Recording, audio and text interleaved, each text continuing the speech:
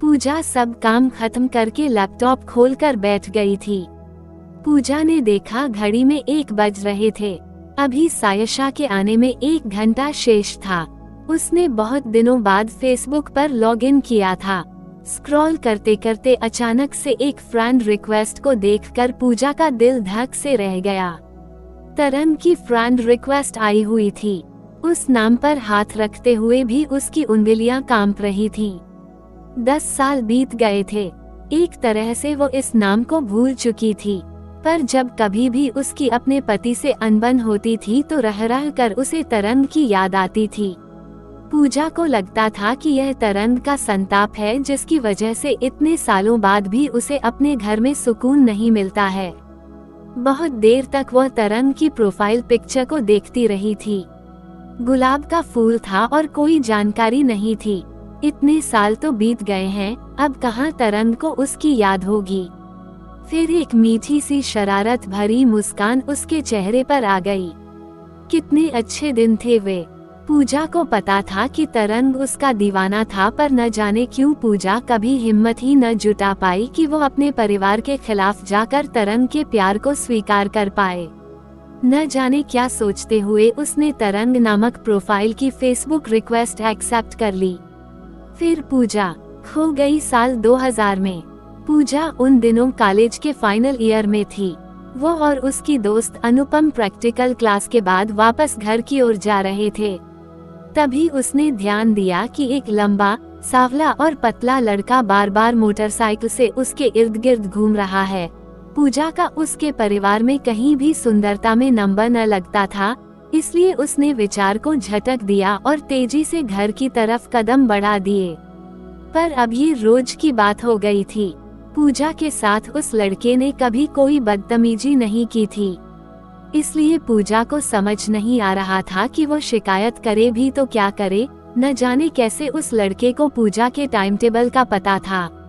जैसे ही पूजा घर से निकलती चौराहे पर वो लड़का इंतजार करता हुआ मिल जाता था। फिर जब वो कॉलेज से निकलती तो वो कॉलेज के गेट पर भी मिलता था। ये सिलसिला चलते हुए लगभग 1 माह हो गए थे। पूजा को भी अब उस लड़के का इंतजार रहने लगा था। फिर पूजा की सहेली चारू ने ही बताया कि उसका नाम तरंग है और वो इंजीनियरिंग के बाद प्रशासनिक सेवा की तैयारी कर रहा है। पर तरंग की काफी कोशिशों के बाद भी पूजा की उससे बात करने की कभी हिम्मत नहीं हुई थी।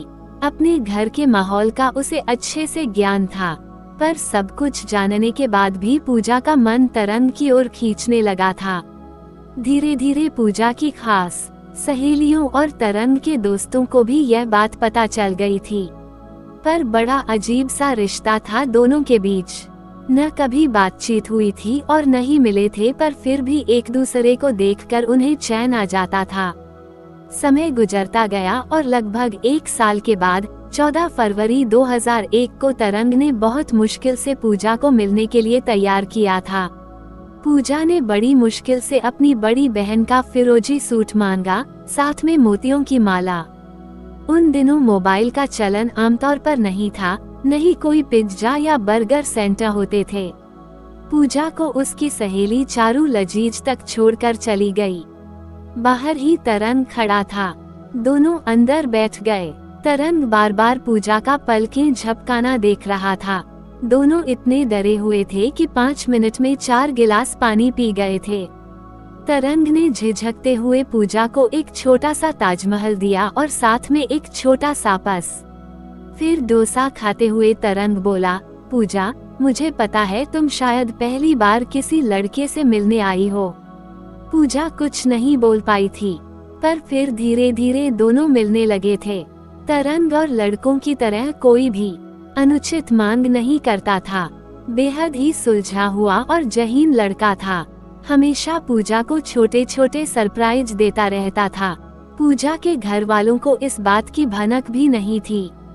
तरंग के साथ पूजा को यह अरेंजमेंट बहुत अच्छा लगने लगा था। 1 वर्ष बीत गया था। तरंग ने एक प्रवेश परीक्षा भी पास कर ली थी। तब तरंग ने पूजा से कहा, अगर तुम्हें ठीक लगे तो मैं मम्मी पापा को तुम्हारे यहाँ रिश्ते के लिए भेज दूं। पूजा ने शर्मा कर पलकें झुका ली थीं। एक हफ्ते पूजा के सपनों की दुनिया में बीत गए। तरन का परिवार आया और बेइज्जत होकर चला गया। तरन के परिवार के जाते ही पापा मम्मी ने उसे आड़े हाथों ले लिया। तुझे शर्म नहीं आई?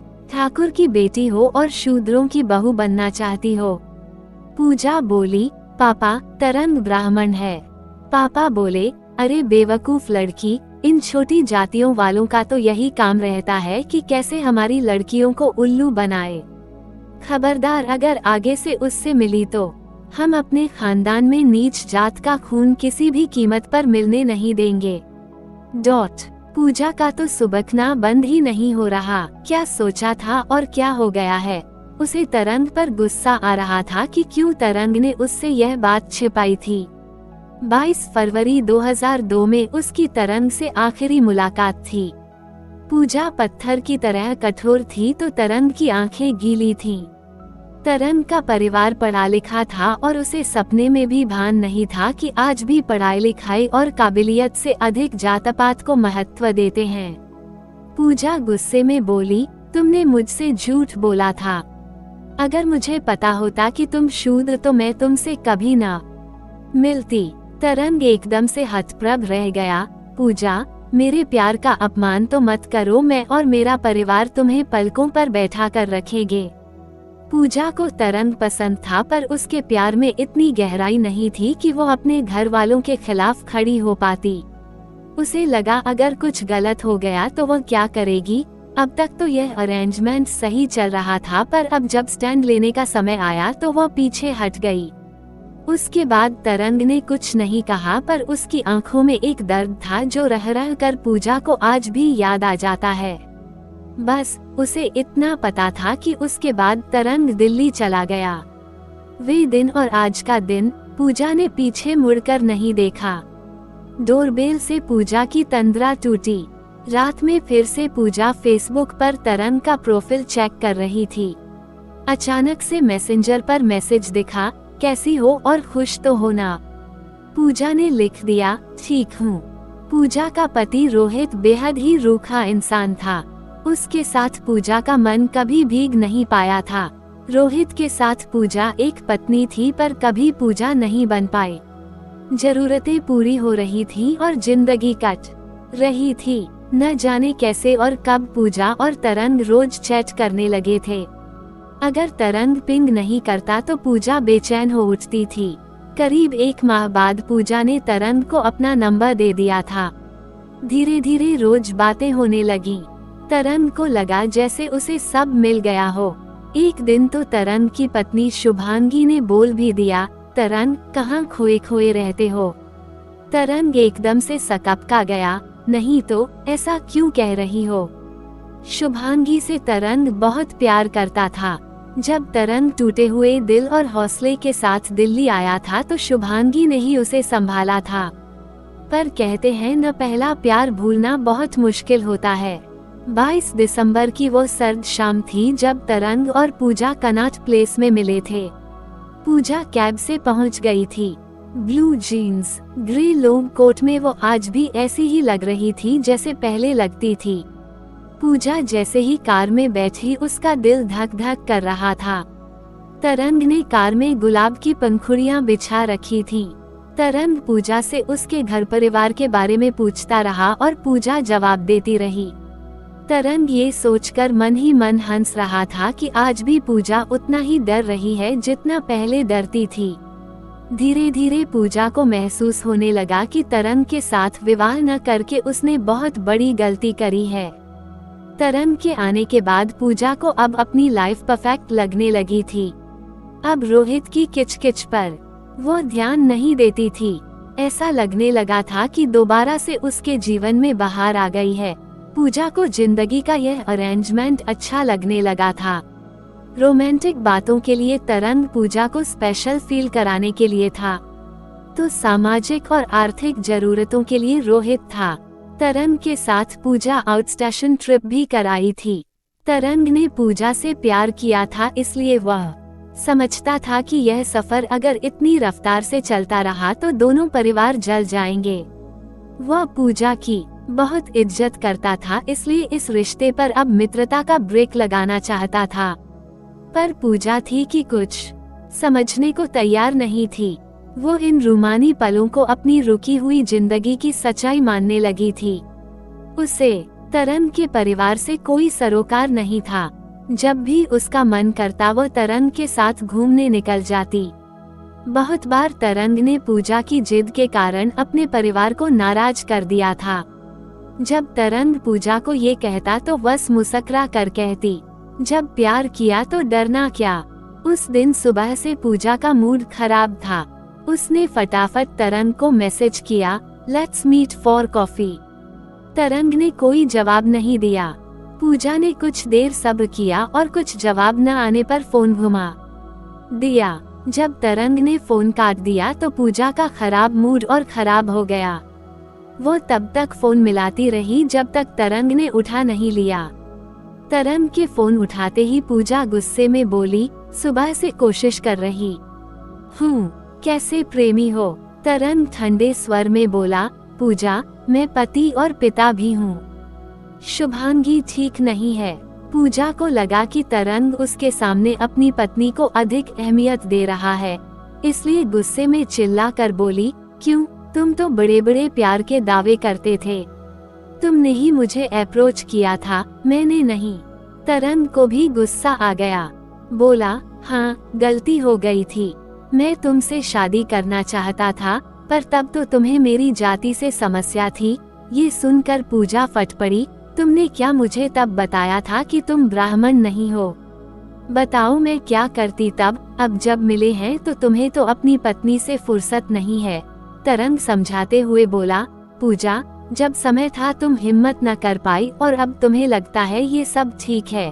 इसमें शुभांगी या रक्षित का क्या कसूर है, बोलो। पूजा की ईगो बहुत अधिक हर्ट हो गई थी। तरंग की इतनी हिम्मत कि अपनी पत्नी को प्रेमिका से अधिक अहमियत दे रहा है। बहुत रुखाई से बोली, तरंग ब्लॉक कर दो मुझे। तरंग को पूजा का व्यवहार बेहद बचकाना लग रहा था। उसे लगा पहले पूजा में हिम्मत नहीं थी और अब वो जबरदस्ती बिना किसी बात के धौंस जमा रही है। तरंग ने बिना कोई जवाब दिए मोबाइल बंद कर दिया था। शाम को तरंग ने पूजा को कॉल लगाया तो पूजा ने मोबाइल उठाकर रूखी सी आवाज में कहा, क्या बात है। तरंग ने प्यार से कहा, पूजा तुम्हारी जगह मेरी जिंदगी में कोई नहीं ले सकता है। मैं बस तुमसे ये कहना चाहता हूँ कि एक मित्र और हितैषी की तरह मैं तुम्हारी जिंदगी का हिस्सा बनना चाहता हूँ। पर अगर तुम ये सोच रही हो कि मैं अपने परिवार या पत्नी को नजरअंदाज करके तुम्हें तरजीह दूंगा तो तुम गलत हो। जैसे रोहित और तुम्हारी बेटी को तुम्हारी जरूरत है, वैसे ही शुभांगी और मेरे बेटे को मेरी जरूरत है। पूजा बिना कुछ सोचे बोली, अरे कितना अच्छा अरेंजमेंट चल रहा है। हम लोग माह में एक आध बार मिल लेते थे, घूम फिर लेते थे और तुम यह अपनी बीबी का रोना लेकर बैठे हो। अब देखो मैं औरत हूँ, मैं तो 24 घंटे उपलब्ध नहीं रह सकती हूँ, पर तुम तो थोड़ा कोशिश कर सकते हो ना। तरंग को समझ आ गया था कि पूजा के लिए वह बस एक एंटरटेनर, उसकी फीमेल ईगो को सहलाने का एक जरिया है। तरंग बोला, तुम्हारे लिए मैं टाइम पास और अरेंजमेंट हूँ, पर मुझे अब यह अरेंजमेंट सूट नहीं कर रहा है। ये कहकर तरंग ने फोन काट दिया। उसे गुस्सा आ रहा था। पहले भी वो पूजा के लिए टाइम पास और अरेंजमेंट था और आज भी उसकी यही स्थिति थी, पर अब उसे यह अरेंजमेंट पसंद नहीं है।